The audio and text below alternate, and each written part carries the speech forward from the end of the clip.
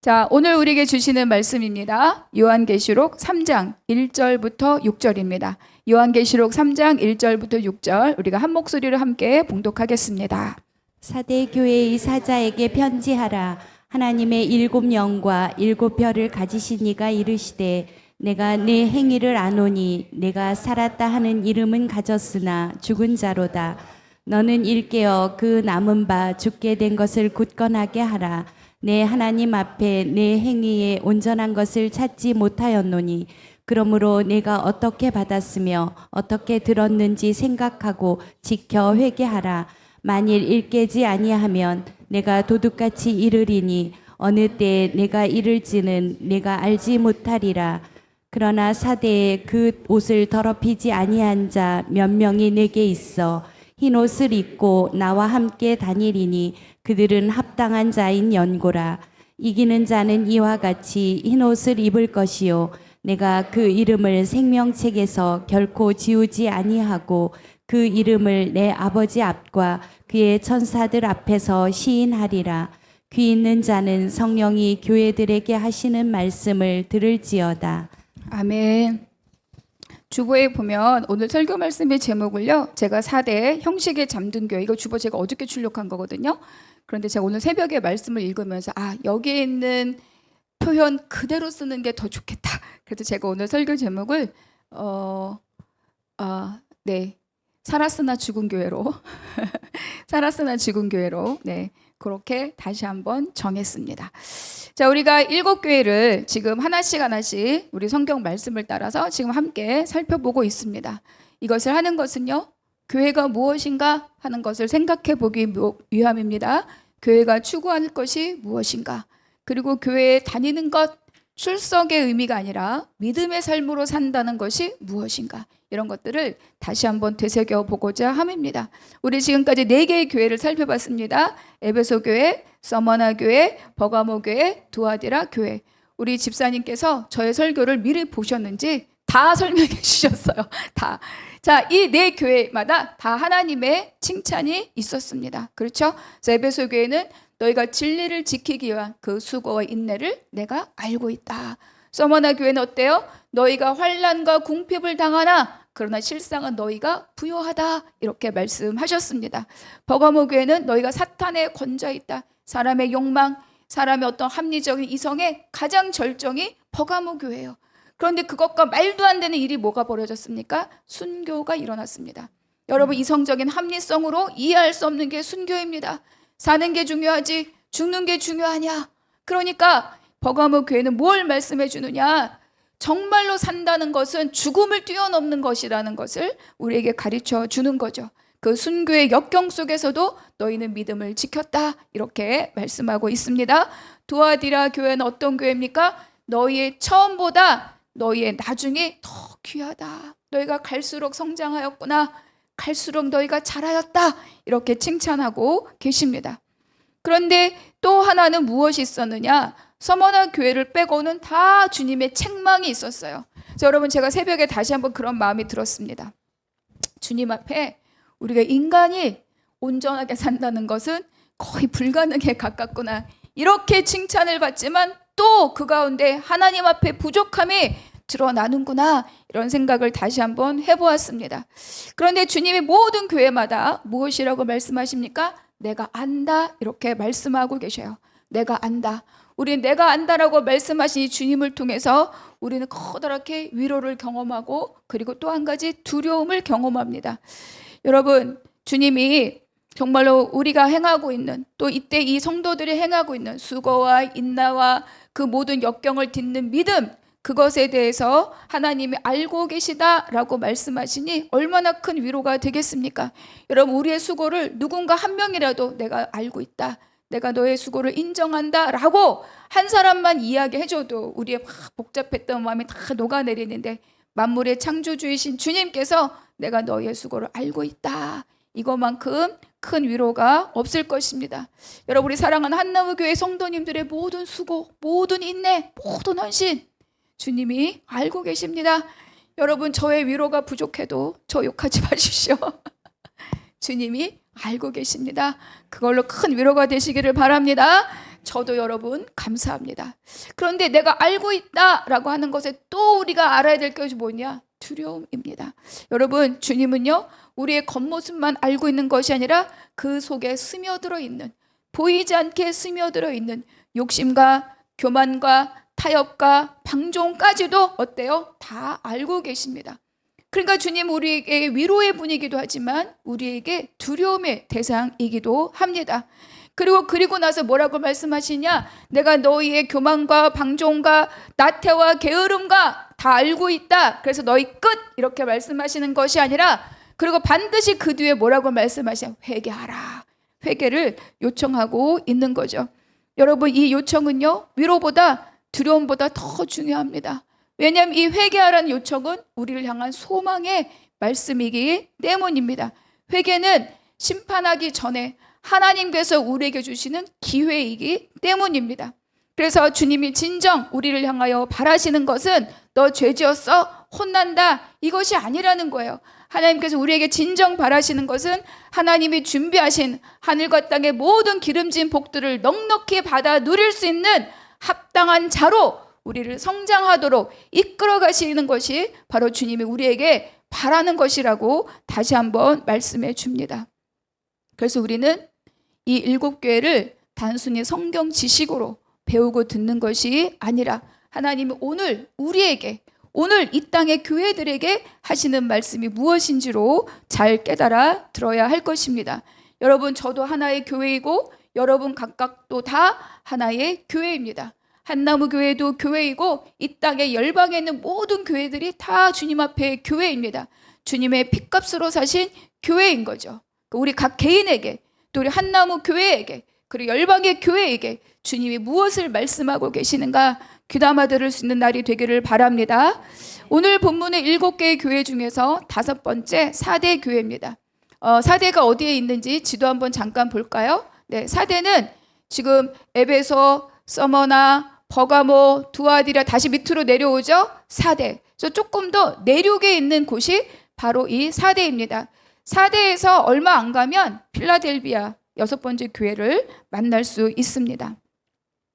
자, 제가 순서에 상관없이 집사님 사진 한번 보여주실까요? 네, 이 사대 교회 모습입니다. 제가 찍은 사진입니다. 더 좋은 사진 다 제 얼굴이 이렇게 찍 있어가지고 빼고, 저 기둥이 2개 보이죠? 여기가 이제 아데미 신전입니다. 그러니까 에베소에만 아데미 신전이 있는 게 아니에요. 에베소에 있는 아데미 신전은 어마무시 대단한 신전이고 이것도 거기에 못지않은 규모의 아데미 신전입니다. 근데 다 무너졌어요. 저기 이렇게 긴 기둥이 보이죠? 온전한 건 2개인데 저 주랑들, 저 기둥들의 폭이 막 2m, 3m 되고요. 82개나 있다고 합니다. 그래서 이거 다, 그리고 저 빨간, 지금으로 하면 붉은 벽돌과 같은 저기가 예배를 드렸던 공간입니다. 자, 사대는요, 기원전 700년 전부터 존재했던 도시입니다. 그러니까 리디아라고 하는 왕국의 수도였어요. 굉장히 큰 영광을 누렸던 곳입니다. 이 곳은 높은 절벽 위에 세워진 도시예요. 그래서 천의 요새여서 이방에 침입하기가 쉽지 않았습니다. 그리고 그 밑으로 강이 흘러요. 이 강에 어떤 특징이 있느냐? 금이 나와요. 사금으로 유명한 곳이 이 도시 밑에 있는 강입니다. 그래서 은과 금이 많이 나는 곳이었어요. 여러분, 은과 금이 많이 나면 일단 어떻습니까? 와, 돈이 많겠다 이런 생각이 들죠. 은과 금이 많이 나오고 그거를 합금해서 주화, 여러분 주화 알죠? 돈입니다. 주화를 처음으로 만든 것이 또 이 사대입니다.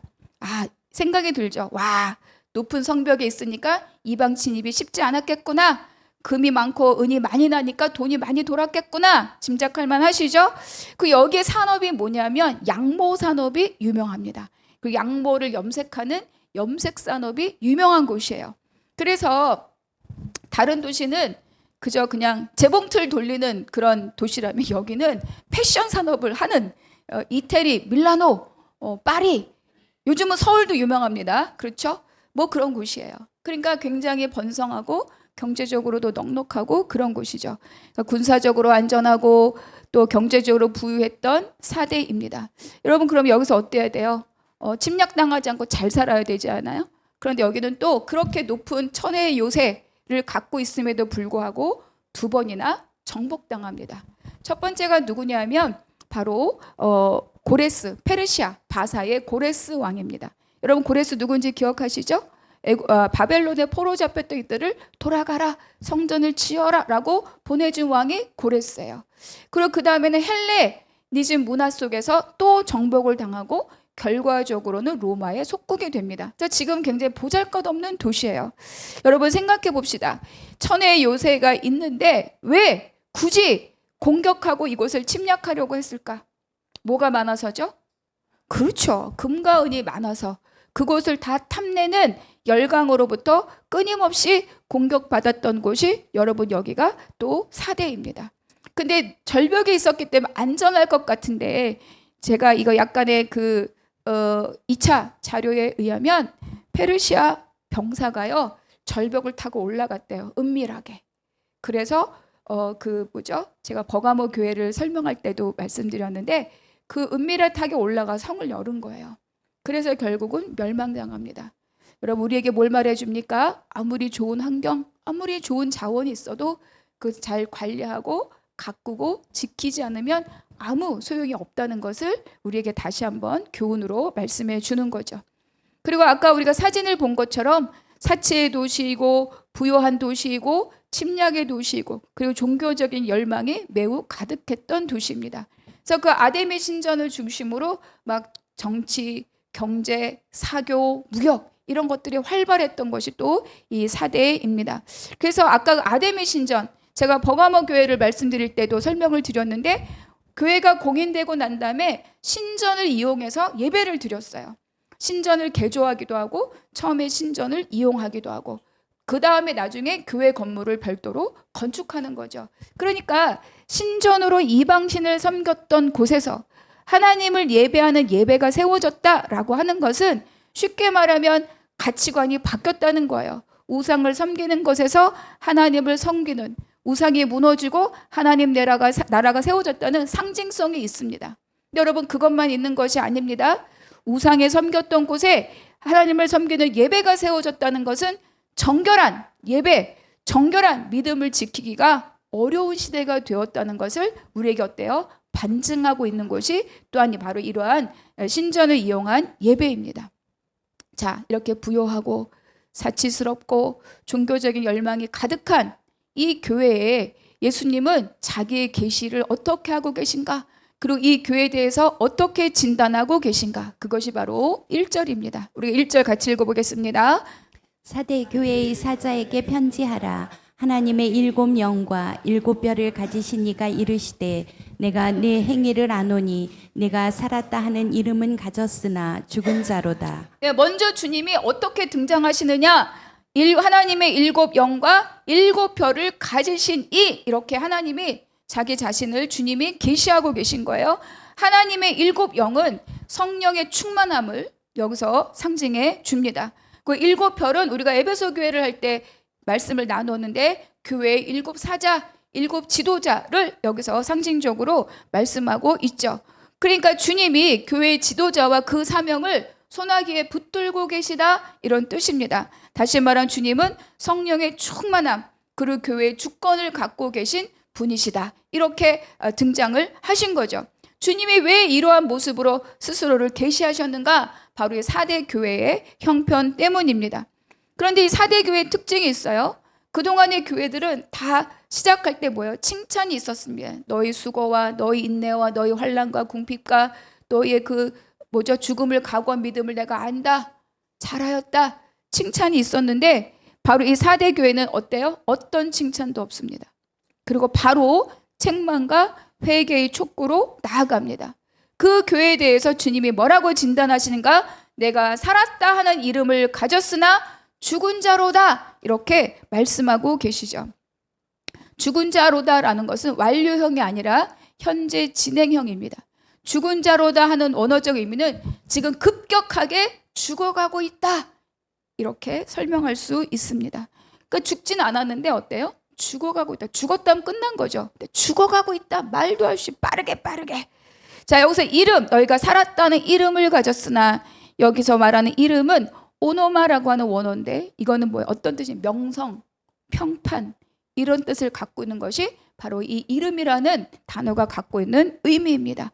그러니까 이걸 한마디로 정리하면 사대교회는 살아있다라고 명성과 평판이 자자하지만 실상 어때요? 급격하게 죽어가고 있는 상태다. 이렇게 주님이 이 사대교회를 진단하신 겁니다. 그러니까 겉모습과 실상이 다르다는 거예요. 겉모습은 어마무시한데 속은 텅 빈 강정과 같다. 그렇게 말씀하고 있는 거죠. 여러분들 이 교회에 또 다른 굉장히 특이한 점이 하나 있습니다. 묻지 않겠습니다. 이 교회는 외부의 공격이 없어요. 니골라당, 이세벨의 영, 사탄의 권좌, 믿음을 흔들 만한 거짓된 것들에 대한 기록이 없습니다. 그렇죠? 황제 숭배로 인한 핍박, 순교, 말씀이 없어요. 그게 무슨 뜻이냐? 굉장히 평안하단 말입니다. 복에 평안하고 안정된 교회이다. 당할 일이 없는 거예요. 그런데 주님은 강력하게 경고하고 계신 거죠. 너희가 실상은 죽은 자로다. 한마디로 이 사대 교회는 교회의 모양은 있고 경건의 모양은 있으나 실상은 어때요? 경건의 능력은 없는 그런 텅 빈 강정과 같은 교회라고 말씀하고 있는 겁니다. 사대 교회를 제가 읽으면서 안타깝지만 제가 이제 미국에 있는 수정교회, 크리스탈 처치죠. 수정교회가 생각이 났습니다. 미국 캘리포니아 세워진 어마무시한 교회입니다. 이 교회를 세우신 목사님이 로버트 슐러라고 하는 목사님이에요. 그러니까 소위 말하는 메가처치의 시조라고 할 수 있는 교회가 바로 이 수정교회입니다.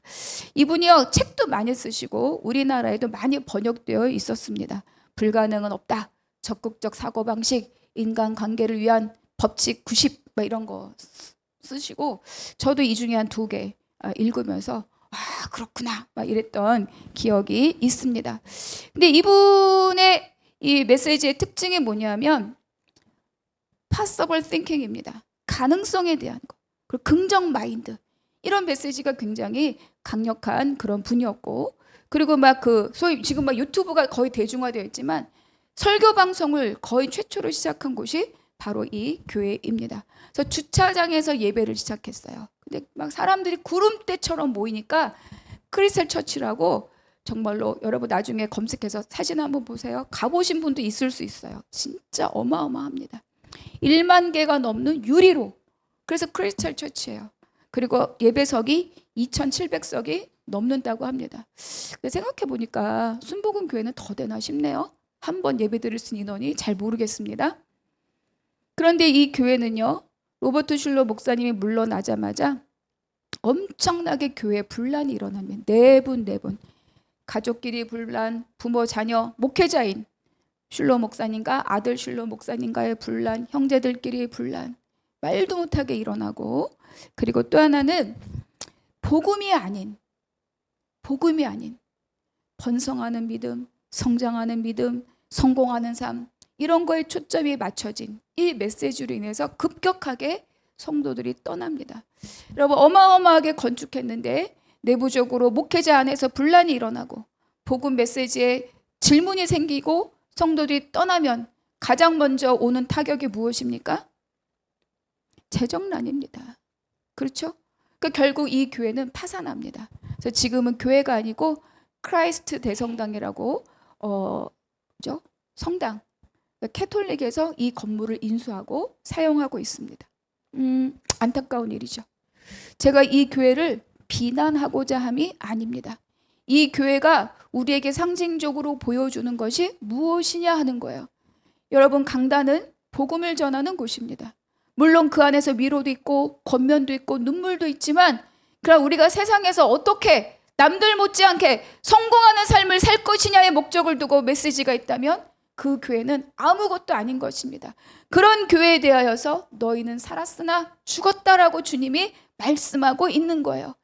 그러니까 겉모습은 화려하고 많이 모이고 구름대처럼 어마무지한 그런 교회가 지어지고 어마무지하게 수없이 많은 프로그램이 수없이 돌아가고 사람들이 거기서 눈물을 흘리고 거기에서 위로를 받았다 할지라도 가장 핵심적인 예수 그리스도에 대한 말씀이 없다면 그 교회는 살았으나 죽었다라고 주님이 말씀하신다는 거예요. 제가 가장 두려운 것은 이제 시작한 한나무 교회이지만 우리 교회가 강단에서 위로만 있을까 봐 두렵습니다. 사랑만 말할까 봐 두렵습니다. 가장 중요한 건 무엇입니까? 복음입니다. 예수 그리스도가 누구신지를 선포하는 것이 강단입니다. 잘 되는 복음, 번성하는 복음이 아니에요. 주님은 세상에서 잘 되라고 십자가에 달리지 않으셨습니다. 세상에서 부자 되라고 십자가에 달리지 않으셨어요. 믿는 사람이 부자가 될 수 없다가 아닙니다. 가장 처음, 가장 본질이 무엇이냐를 알아야 그 삶에 하나님의 은혜도 주고 복도 주시는 거지. 내가 잘 살기 위해서, 내가 유명해지기 위해서, 명성을 얻기 위해서 내가 예수를 도구로 쓰는 그 삶에 하나님의 진정한 복은 있을 수 없다는 것을 우리가 다시 한번 기억해야 합니다. 그래서 이 수정교회를 새벽에 떠올리면서 사대교회와 함께 생각해 보게 되었습니다.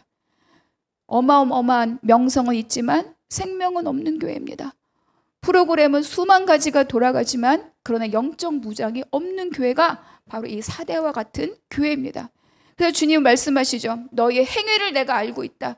보여지는 것에만 집중하고 있는 너희들에 대해서 내가 알고 있다. 이렇게 말씀하는 거죠. 그래서 내가 살았다는 이름, 명성 갖고 있지만 내가 죽은 자로다라고 말씀하신 거죠. 그래서 여러분, 이거는 교회 자체를 말하는 것이지만 우리 개인에 대한 믿음의 태도, 우리의 믿음의 행위에 대해서도 우리가 생각해 보아야 합니다. 우리가 믿노라, 우리가 교회를 섬긴다, 우리가 정말로 교회를 다닌다, 예수를 믿는다 하는 우리의 그 믿음의 고백 속에 혹여 세상을 향한 허망한 욕망이 들어있는 것은 아닌가. 그래서 정말로 급속하게 내가 보여지는 것에 집중하여서 실속을 바라보지 못하고 본질을 바라보지 못하고 내가 죽어가고 있는 그런 믿음의 소유자는 아닌가.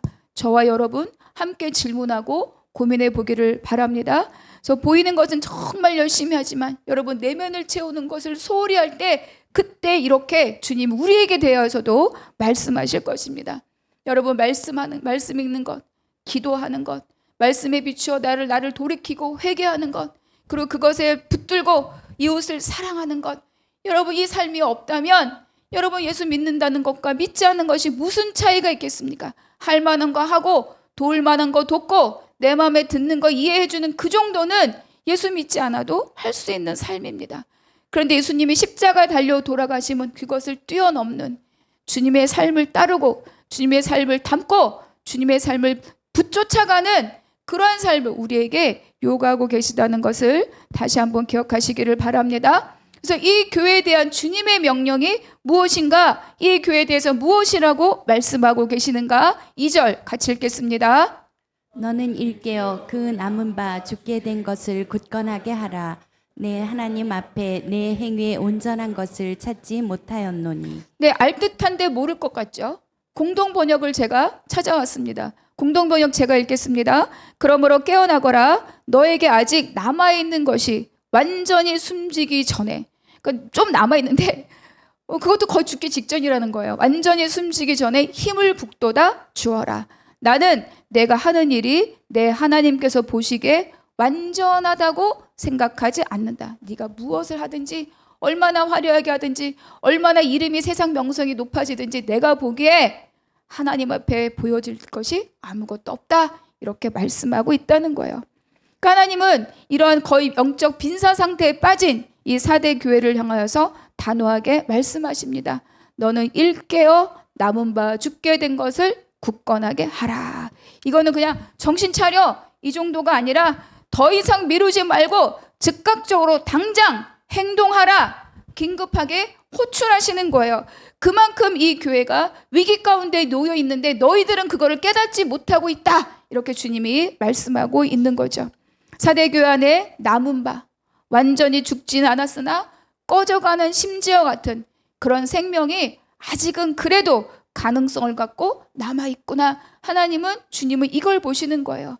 그것마저 방치하면 그것도 사라지겠지만 그러나 아직은 완전히 죽지 않은 생명이 흐물흐물 지금 남아있다. 여러분, 하나님은요, 자신의 구속의 완성을, 구속사의 완성을 위해서 어떤 핍박과 환난과 어려운 환경 가운데도 반드시 남은 자를 남겨두십니다. 마치 그루터기처럼. 엘리야가 차라리 저를 죽여주세요. 이세벨을 저를 죽이려고 합니다. 차라리 저를 죽여주세요. 남은 게 나밖에 없습니다. 나만 남았습니다. 그때 주님이 말씀하셔요. 먹이고 물 마시게 하고 먹도록 하는 것에 그치는 것이 아니라 아니다. 너를 위해 남겨둔 7,000명이 있다. 너 혼자 수고하는 것이 아니다. 너를 도울 자가 7,000이나 있다. 그러니까 4대 교회에 대해서 말씀하십니다. 죽은 자와 같으나 너에게 남은 것이 있다. 여러분, 우리의 삶이 어떤 위기와 어떤 환난과 어떤 고난 가운데 있다 할지라도 여러분, 완전히 없어지고 멸망한 삶은 없다는 것을 기억하시기 바랍니다. 반드시 우리 안에 생명의 흔적으로 남겨두신 것이 있습니다. 그래서 주님은 이 희미하게 남아있는 그 생명의 흔적들을 다시 살려서 굳건하게 하라, 이렇게 명령하고 계십니다. 그리고 주님이 이어서 말씀하십니다. 3절인데 제가 볼게요. 노란 글씨만 한번 읽어보겠습니다. 같이 시작. 내가 어떻게 받았으며 어떻게 들었는지 생각하고 지켜 회개하라. 여러분, 여기서 어떻게 받았으며 어떻게 들었는지, 무엇을 어떻게 받고 무엇을 어떻게 들었다고 말씀하실까요? 받고 들은 것이 무엇일까요? 돈일까요? 금일까요? 주화일까요? 내가 어떻게 받았으며 어떻게 들었는지, 이건 바로 복음입니다. 여러분, 비록 지금은 거의 다 죽어가는 영적인 쓰러져가는 상태에 놓여 있지만 여러분, 이 4대 교회가 처음부터 그렇지는 않았을 것입니다. 처음부터 복음에 대하여 냉랭했다면 교회 자체가 세워지지 않았을 거라는 거예요. 그러니까 그때 그 복음, 너희가 그 복음을 어떻게 받았으며 너희가 어떻게 들었는지를 기억하라 라고 지금 주님이 말씀하고 있습니다. 사도행전 19장 10절에 이렇게 기록되어 있습니다. 한번 읽어볼까요? 2해 동안 이같이 하니 아시아에 사는 자는 유대인이나 헬라인이나 다 주의 말씀을 듣더라. 바울이 에베소 두란노 서원에서 2년 동안 가르쳤습니다. 그 전에 가르쳤다가 쫓겨나고, 그래서 따르는 자들을 모아서 두란노 서원에서 2년, 총 3년가량을 에베소에서 말씀을 가르치고 복음을 전했습니다. 그러니까 많은 학자들이 이때 바울이 직접 사대에 오지는 않았으나 이때 복음을 듣고 배운 자들이 와서 복음을 전하고 교회가 생겨졌을 거라고 생각을 합니다. 그런데 여러분, 바울이 전한 복음은 무엇입니까? 번성하는 복음입니까? 바울이 전하는 세상에서 잘 되는 방법입니까? 절대 그렇지 않습니다. 바울이 전한 복음은 오직 하나입니다. 예수 그리스도의 십자가와 부활입니다. 여러분, 십자가와 부활 그리고 승천은 우리의 삶을 완전하게 다르게 만들어주는 새로운 패러다임입니다. 내가 예수를 믿고 죄사함 받고 죽어서 천국 간다, 이거는요 요만큼도 안 되는 거예요. 정말 중요한 것이 무엇이냐? 내 삶의 존재의 가치와 내 삶의 목적이 달라진다는 겁니다.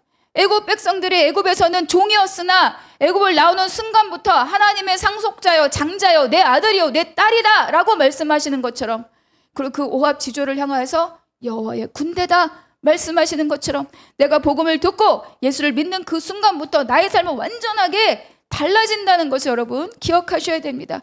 그런데 애굽에서 먹던 부추와 파와 마늘을 그리워하고 있다면 정말로 하늘의 가치를 땅의 가치로 썩어질 것을 썩지 않을 것으로 바꾸는 어리석은 것이라고 여러분 반드시 이 복음의 가치를 기억하셨으면 좋겠습니다. 그래서 고린도후서 5장에서 이렇게 기록되어 있습니다. 같이 읽겠습니다.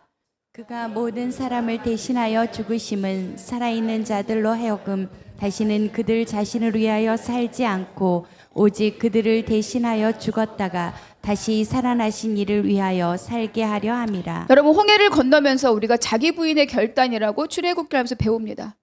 자기 부인의 결단. 6월절 어린 양을 통해서는요, 양이 죽고 내가 살아서 나와요.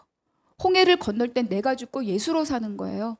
5장 15절 이렇게 말합니다. 그분이 죽으심은, 예수가 십자가 달려 죽으심은 죄사함에만 목적이 있는 것이 아니라, 물론 그것은 시작인데 무엇을 바라는 거냐?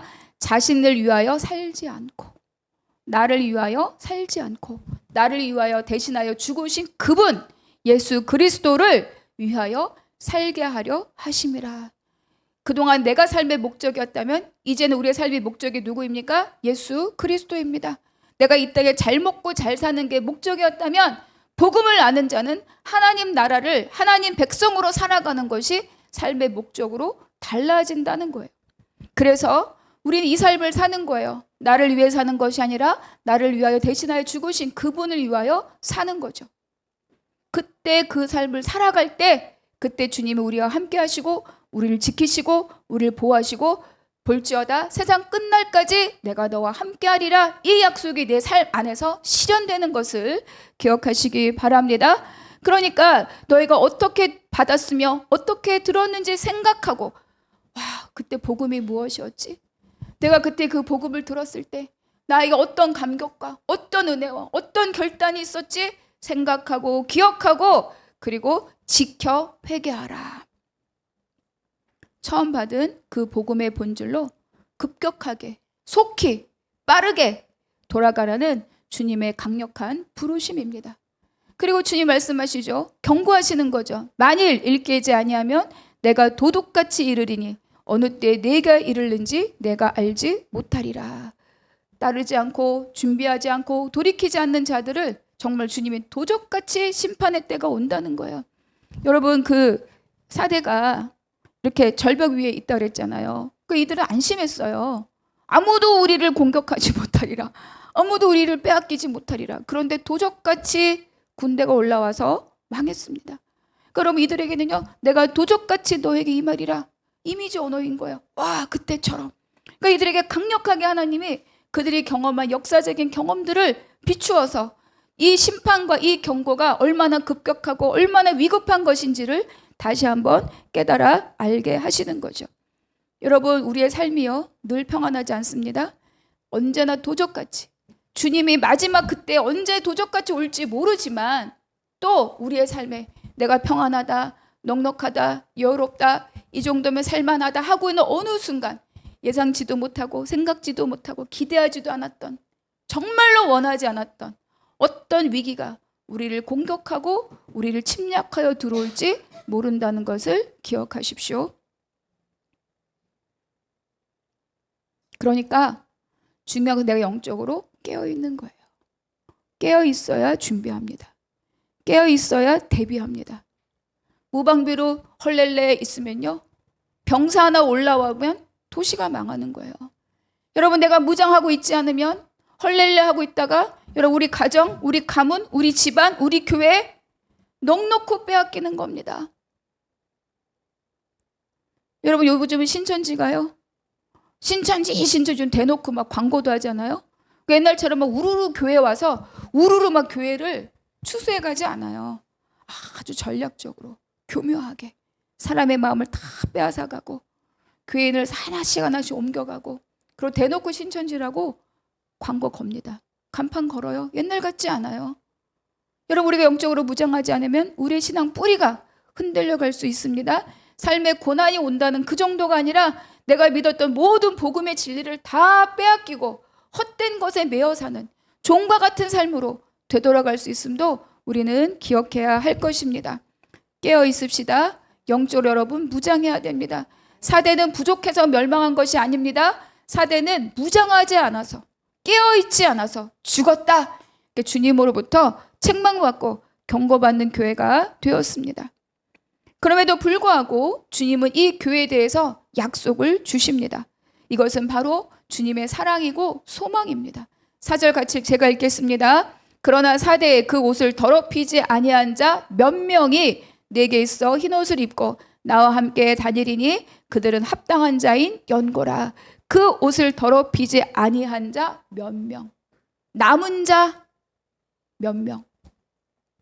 옷을 더럽혔다는 말은 그냥 쉽게 말하면 뭐예요? 죄에 물들었다 이런 뜻이죠. 그렇죠? 복음을 버리고 죄에 물들었다. 하나님을 주님을 제대로 섬기지 않고 자기의 욕심껏 자기의 욕망대로 섬기고 있는 그런 모습들입니다. 그러니까 사대교회 대부분의 사람들이 그렇다는 거예요. 그러니까 여러분 교회는 나오지만 정말 모든 일상에서 하나님을 예배하지 않는 겁니다. 몸은 교회에 있지만 세상의 가치를 들어와 있는 사람들입니다. 몸은 교회 와서 주의를 지킨다라고 하지만 생각과 가치와 자기의 욕구는 다 세상 것을 향한 그것에 사로잡혀 있는 모든 자들을 이렇게 말씀하고 있는 거죠. 여러분, 일상에 거룩한 삶이 없을 때 우리는 우리를 지킬 수 없습니다. 여러분, 한 번 밥 먹은 걸로 일주일을 건강하게 살아갈 수가 없어요. 그러니까 주님은 많은 사람들은 타협과 세속화되었지만 소수의 성도들이라도 옷을 더럽히지 않은 몇 명, 그 몇 명, 복음을 지키기는 그 남은 자 몇 명, 그들을 합당한 자다 이렇게 말씀하고 있습니다. 그들에게 흰 옷을 입고 주님과 함께 동행하는 그 은혜로 함께하겠다라고 약속을 하시는 거죠. 그래서 이기는 자들에게 세 가지 약속을 주십니다. 5절 같이 읽겠습니다. 이기는 자는 이와 같이 흰옷을 입을 것이요 내가 그 이름을 생명책에서 결코 지우지 아니하고 그 이름을 내 아버지 앞과 그의 천사들 앞에서 시인하리라. 자, 이기는 자는 흰 옷을 입을 것, 그 이름을 생명책에서 결코 지우지 않을 것, 그리고 아버지 앞에 그 이름을 시인할 것입니다. 여러분, 옷은요 이들에게는 굉장히 이미지가 강한 거예요. 왜냐하면 양모산업, 염색산업이 발달했잖아요. 그러니까 이들은 이방 신전에 갈 때 옷을 갈아입고 화려한 옷으로 갈아입고 그리고 이방 신전에 드나들었다고 합니다. 그러니까 흰 옷은 어때요? 손대지 않은 깨끗한 옷, 이방을 섬기기 위해서 화려한 옷으로 갈아입는 그들에게 아무것도 염색되지 않은 깨끗한 흰 옷, 이것은 그들에게 어떤 이미지가 있겠어요? 이방 신전을 가는 자들과 다른 모습입니다. 그리고 이 흰 옷은 예수 그리스도의 어린 양의 피로 씻은 옷입니다.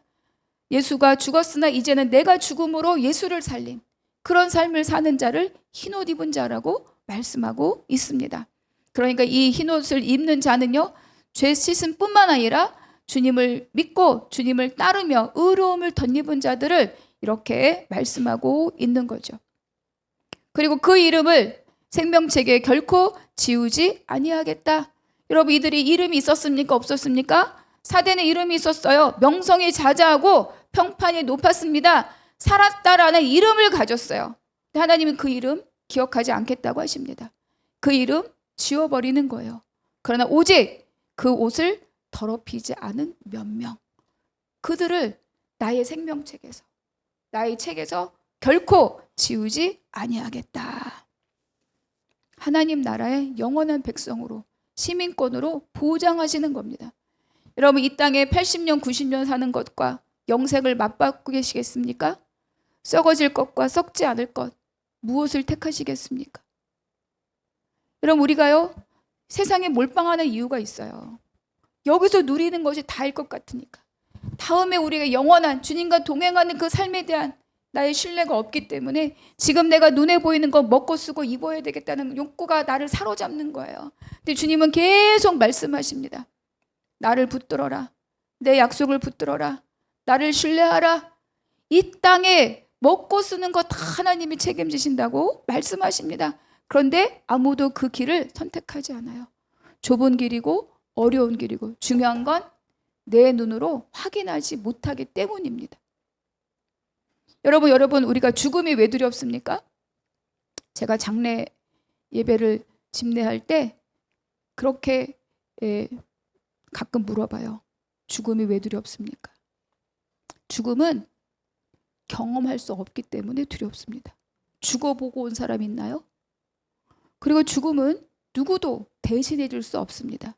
내가 내 부모님 아무리 사랑해도 내가 대신 죽을 수 없습니다. 내 자식 아무리 사랑하고 목숨과 바꿀 만큼의 마음은 있으나 어때요? 내가 대신 죽을 수 없어요. 죽음은 오롯이 당사자만이 감당해야 될 일입니다. 그러니까 죽음이 두려운 거야. 왜? 내가 해보지 않았기 때문에. 근데 여러분, 우리가 한번 경험한 것은 어때요? 자신이 생기고 경험이 생기고 확신과 신뢰가 생기죠. 제가 낯선 음식 잘 안 먹습니다. 그죠? 입에 이 식감이 물컹물컹한 거 별로 안 좋아해요. 그러니까 안 먹죠. 그런데 어떤 경우에도 한 번 경험해서 내가 그것을 뛰어넘으면 어때요? 먹게 되죠. 믿음의 선택도 마찬가지예요. 요단에 발 디디면 갈라지는데 안 디디는 거죠. 갈라주면 넘어가 보겠다. 아닙니다. 디디면 갈라집니다. 여러분 믿음으로 선택할 수 있는 여러분들이 되시기를 바랍니다. 자, 하나님은요, 너희의 이름 소용없어. 너희가 살았다는 이름 소용없어.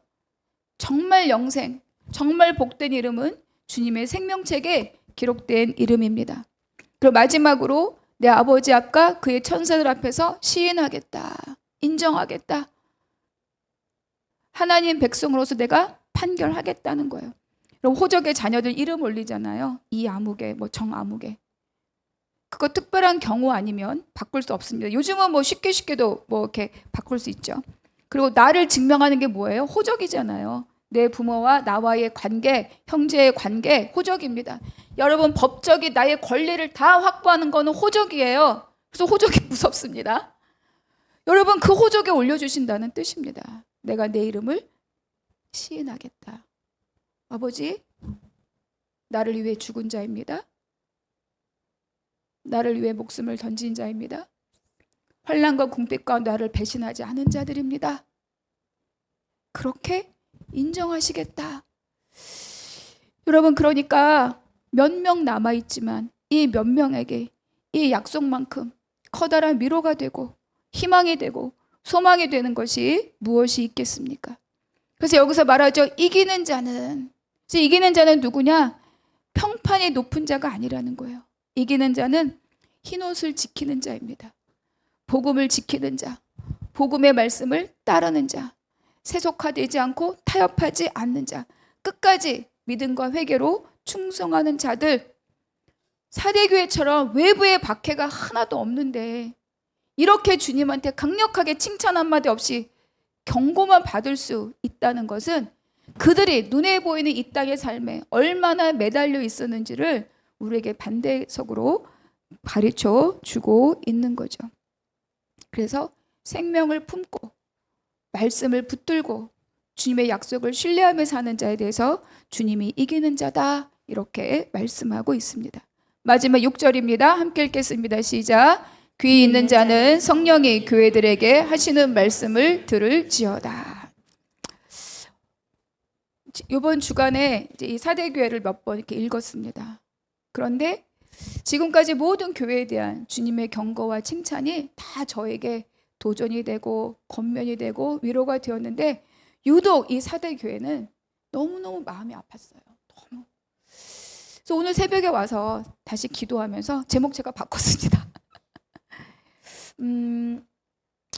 우리가 사대가 되지 말라는 보장이 없습니다.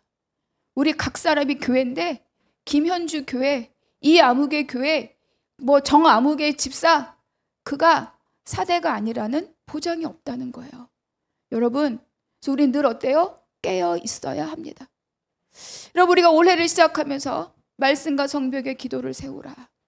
내가 하나의 교회로서 하나님의 나라에 그 성벽의 역할을 여러분 하고 있습니까?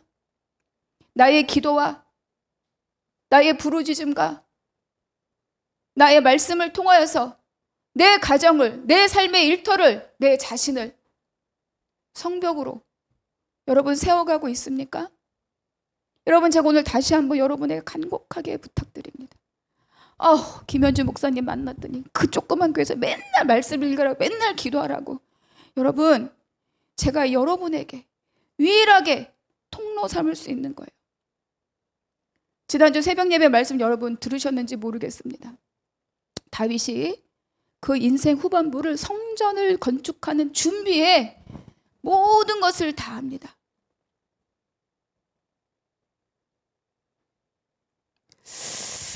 그런데 물자를 준비하는 거는 잠깐이에요. 돈 때려 박으면 돼요. 근데 다윗은 솔로몬을 준비시켜요. 솔로몬을. 아들아, 여호와 율법을 지키라. 하나님 너와 함께 하시리라. 두려워하지 말라. 그리고 성전을 건축하라. 나는 하고 싶었으나 주님이 너라고 말씀하셨다. 그러니 네가 지어라. 두 번째는 돕는 자들을 준비시킵니다. 방백과 백성들, 내 아들 연약하다. 혼자 할 수 없다. 이 사명에 함께 참여하라. 너희가 최선을 다하라. 그리고 나서 성전을 섬길 자들을 준비시킵니다. 레위인들, 노래하는 자들, 문지기들, 제사장들 다 조직을 만들어요. 24 순서대로 1000명 제사장, 레위인 1000명 제사장, 노래하는 자들 288명 다 순서대로, 다 반차대로, 반열대로, 반대로. 그래서 정말로 빈틈없이 다 준비해 놓는 것이 다윗입니다.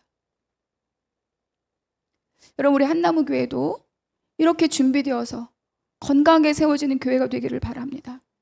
여러분, 제가 설교하면서 제가 그때 그렇게 말씀드렸어요. 새벽에 한나무 교회가 화려한 이벤트는 없지만 모든 성도가 하나하나 다 실핏줄처럼 연결되어서 마디와 힘줄이 되어서 함께 나누고 함께 먹고 함께 세워가는 그런 교회가 되기를 바란다. 여러분, 우리가 살리고 세우는 교회입니다. 혼자 삽니까? 육으로 삽니까? 혼으로 삽니까? 돈으로 생명을 얻습니까? 아닙니다. 예수 그리스도입니다. 예수 그리스도가 누구신지를 말씀해 주는 게 성경입니다. 세상의 것 하나를 얻기 위해서도 일생을 던집니다. 영원한 것을 얻기 위해서 여러분 하루에 30분, 하루에 1시간 여러분 투자하셔야 됩니다.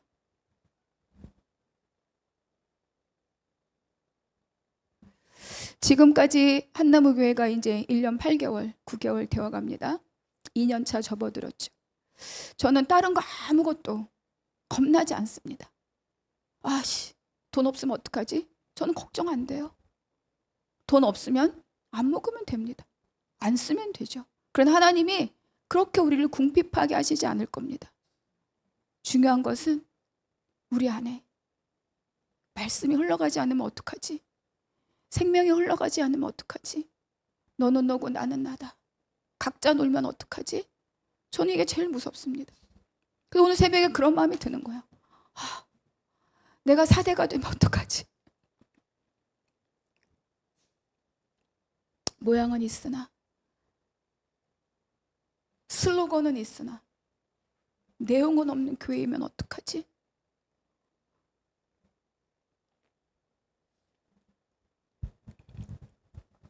주님은 사대교회 질문하시는 거예요. 소문의 교회와 다르잖아요. 환난과 궁핍이 있었어요. 그런데도 그들은 복음을 지켰어요. 근데 그들은 부요했습니다. 넉넉했습니다. 외부의 핍박이 하나도 없었습니다. 그런데 죽었다. 복음을 지켜 행하라. 질문하시는 거예요. 돈이 아니라, 명예가 아니라, 명성이 아니라 나 하나, 예수 그리스도 나 하나, 다시 그걸 붙들고 너희가 일어서라 말씀하고 계십니다. 여러분, 예수를 믿는다고 하면서 교회를 다니는 사람은 많을 수 있습니다. 그러나 복음을 들고 복음으로 사는 사람은 그 옷을 더럽히지 않은 몇 명일 수 있습니다. 여러분, 메가처치 무너지는 거 순간입니다. 그렇다고 작은 교회라고요? 예외가 아닙니다. 지켜 행하지 않으면 무너집니다. 모양은 있으나 능력이 없는 교회가 되는 건 순간입니다. 그러나 경건의 능력을 갖고 있는 교회를 세우는 것은 하루아침에 되지 않습니다. 날마다 매일이 만들어주는 거예요. 날마다 매일. 여러분의 삶의 환경이 다 척박할 수 있습니다.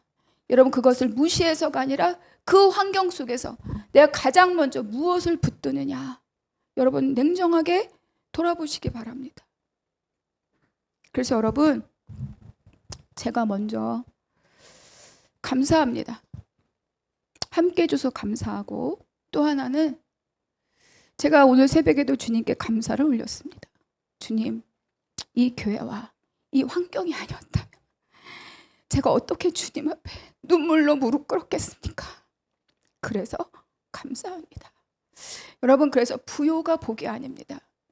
여러분이 고난에 닥칠 때 그때 나를 정결케 하시고 나를 세우시려고 하시는 하나님의 손길인 것을 믿고 강건하게 일어서기를 축복합니다.